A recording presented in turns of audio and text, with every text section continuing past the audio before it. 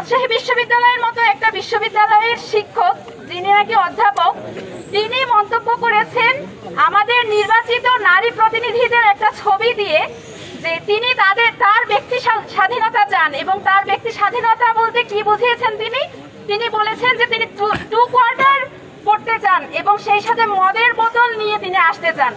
আমার তার কাছে এই যে 2 কোয়ার্টার এবং মদের বোতল, এইটা কি আসলে সামাজিকতা কি আসলে সমাজ কি এটাকে মূল্যায়ন করে, কিভাবে মূল্যায়ন করে? তিনি যে বোরখা পরা ছবির সাথে এই কথা বললেন, বোরখা পরাকে কি সামাজিকভাবে আসলে অবমূল্যায়ন করা হয়? আমরা জানি যে এই দেশের সংখ্যাগরিষ্ঠতাই আসলে বোরখাকে মূল্যায়ন করে।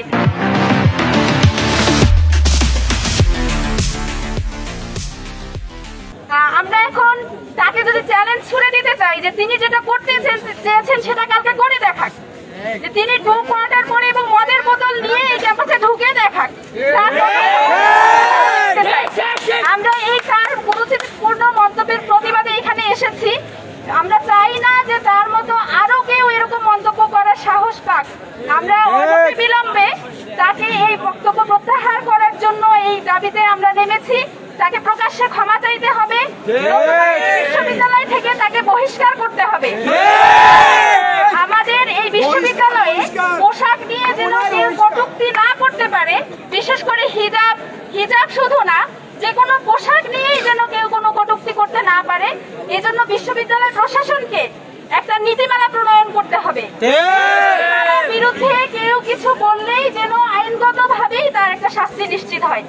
আমরা জানি যে বিশ্ববিদ্যালয়গুলোতে দীর্ঘ অনেক দিন ধরে হিজাব বিদ্বেষীদের একটা আতুর ঘরে পরিণত হয়েছে এই বিশ্ববিদ্যালয়গুলো, এবং এখান থেকে বের হওয়ার জন্য তাদেরকে আসলে এত অনুপ্রাণিত করা হচ্ছে এবং এত ভাবে বোঝানো হচ্ছে যে হিজাবিরাও আসলে সামনে আসতে পারে, কিন্তু তারা ততই আমাদেরকে বাধা দিয়ে, ততই আমাদেরকে কটূক্তি করে থামিয়ে দিতে চাচ্ছে। একটি আধুনিকায়ন এবং একটি অদ্ভুত একটা সভ্যতার পরিচয় করতে গিয়ে আমাদের বারবার হিজাব এবং আমাদের ধর্মীয় অনুভূতিকে আঘাত করে এক ধরনের রাজনীতি প্রতিষ্ঠিত করা প্রত্যেকটা বিশ্ববিদ্যালয়ের কালচারে পরিণত হয়ে গিয়েছে। আমাদের বোনেরা কথা বলেছে, আর কোন নতুন কথা এখানে নাই। শুধুমাত্র একটা কথাই বলতে চাই, আমরা রাজশাহী বিশ্ববিদ্যালয়ের শিক্ষার্থীবৃন্দকে উদাত্ত আহ্বান জানাবো, আগামীকাল জার্নালিজম ডিপার্টমেন্টের সামনে আমরা অবস্থান করব। জার্নালিজম ডিপার্টমেন্টের এই আব্দুল্লাহ মামুন স্যারকে আমরা তার বর্ণনা করা ওই অবস্থায় আমরা তাকে ডিপার্টমেন্টের ভিতরে দেখতে চাই। তার যদি মেরুদণ্ড সোজা থাকে তাহলে অবশ্যই সে বিভাগে এই অবস্থায় আসবে। আদারওয়াইজ তাকে আগামীকালকে বিশ্ববিদ্যালয় প্রশাসন তার বিরুদ্ধে অনতিবিলম্বে তাকে শোকজ করতে হবে।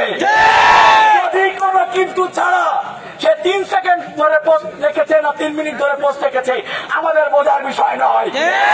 এখানে কোন রাজনৈতিক দলের বোনেরা ছিল না, এখানে শিক্ষার্থীদের প্রত্যক্ষ ভোটে নির্বাচিত আমাদের বোনেরা ছিল।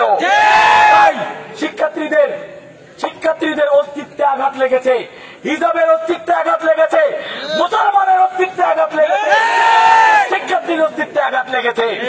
আমরা জার্নালিজম বিভাগের শিক্ষার্থীদেরকে উদাত্ত আহ্বান জানাবো, আপনারা এই শিক্ষককে আজকে রাতের ভিতরে আমরা যেন দেখতে পাই আপনারা এই শিক্ষককে অবাঞ্ছিত ঘোষণা করেছে।